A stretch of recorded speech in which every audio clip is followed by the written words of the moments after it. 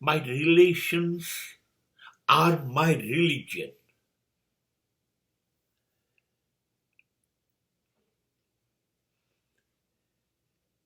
Exactly.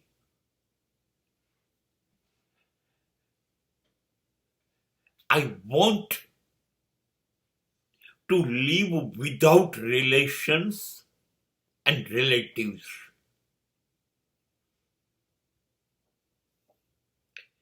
Because we do not mean exactly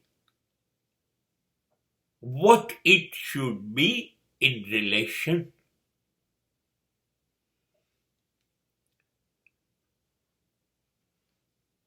That is why I drop so many relations. I have only one relation alive, and that is with me.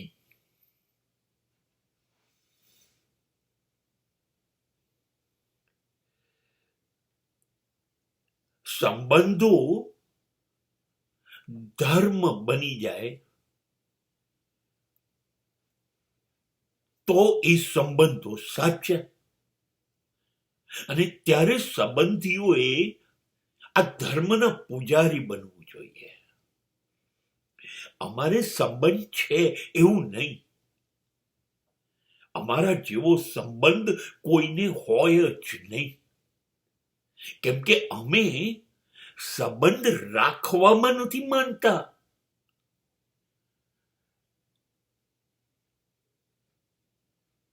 મને રસ નથી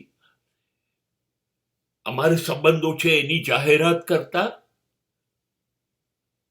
ના, મારા સંબંધો એ પબ્લિસિટીની ઘટના નથી. હા, એ સંબંધ ધર્મ છે, એ સંબંધ તીર્થયાત્રા છે, એ સંબંધીઓ પૂજારી છે. જો સંબંધ જળવાય પ્રાર્થના તરીકે, યજ્ઞ તરીકે,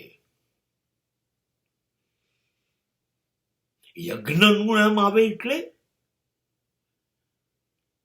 યજ્ઞમાં બેસનાર બંને જણા પોતાની જાતને હોમી દેવા તૈયાર થાય. તારા માટે મારી જાત ખતમ થઈ જાય મંજૂર છે. હું કોઈ ગણતરી નહીં કરું. બદનામ થઈ જવું કે બરબાદ થઈ જવું, પણ તારા માટે. અને આ બધું કરવા પાછળ મારે એમાંથી કશું જ જોઈતું નથી. મારે કોઈ બદલો જોઈતો નથી. એની કોઈ જાહેરાત કરવી નથી. મારી કોઈ અપેક્ષા નથી. નહીં, સંબંધ છે એટલે હું આ બધું કરીશ. અને સંબંધ છે તો હું એવું વિચારીશ દરેક મિનિટે તારું સારું થાય. તું જ્યાં છું ત્યાંથી વધુ આગળ પહોંચે, વધુ સુખી થાય. અને એમાં મારો જ હિસ્સો સૌથી વધુ રહે, જે ક્યાંય નોંધાય નહીં. આ સંબંધ છે ને, એ પ્રગટેલો દીવો હોય ને, એની બે બાજુ હાથ કરી દીધા હોય કે પવનની ઝાળ એને લાગે નહીં, જ્યોત ડગમગે નહીં. મને એવી રીતે સંબંધ નિભાવવા છે.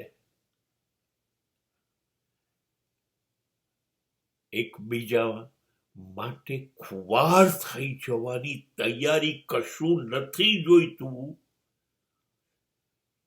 એ તૈયારી, એ સંબંધો જાળવ્યા કહેવાય, રાખ્યા ન કહેવાય, જાળવ્યા. આ સંબંધ હોય તો એ સાચે જ ધર્મ છે.